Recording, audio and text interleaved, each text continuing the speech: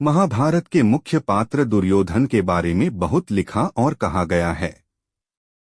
लेकिन क्या आपको मालूम है कि उनकी पत्नी कौन थी, जिसे वह बहुत प्रेम करते थे? उसका महाभारत के युद्ध में पति समेत कौरवों की मृत्यु के बाद क्या हुआ? दुर्योधन की पत्नी का नाम भानुमति था, जो अपूर्व सुंदरी थी। आंचलिक कथाओं में ये कहा गया कि जब दुर्योधन नहीं रहा तो भानुमति ने अर्जुन से विवाह कर लिया। कहा जाता है कि दुर्योधन से विवाह करने से पहले वह मन ही मन अर्जुन को चाहती थीं। हालांकि अर्जुन से विवाह के कोई पुख्ता साक्ष्य महाभारत या उसकी उत्तर कथा वाले ग्रंथों में नहीं मिलते। महाभारत के मुताबिक दुर्योधन की पत्नी का नाम भानुमति था। महाभारत में दुर्योधन की पत्नी का 3 बार जिक्र मिलता है। शांति पर्व में बताया गया है कि दुर्योधन ने कर्ण की मदद से राजा चित्रांगद की बेटी भानुमति का स्वयंवर से अपहरण करके विवाह कर लिया था। बाद में स्त्री पर्व में भी दुर्योधन की सास ने भानुमति का जिक्र किया है।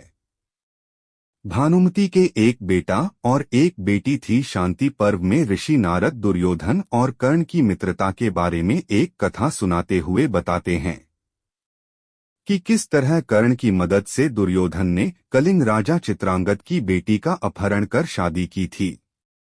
भानुमति के बारे में उल्लेख हुआ है कि वह ताजिंदगी कृष्ण की पूजा करती रही है।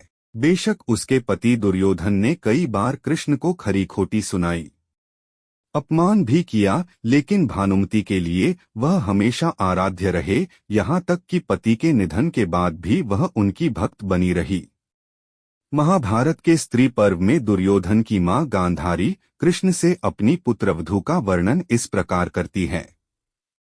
भानुमति के बेटे का नाम लक्ष्मण था, जो खुद महाभारत के युद्ध में मारा गया।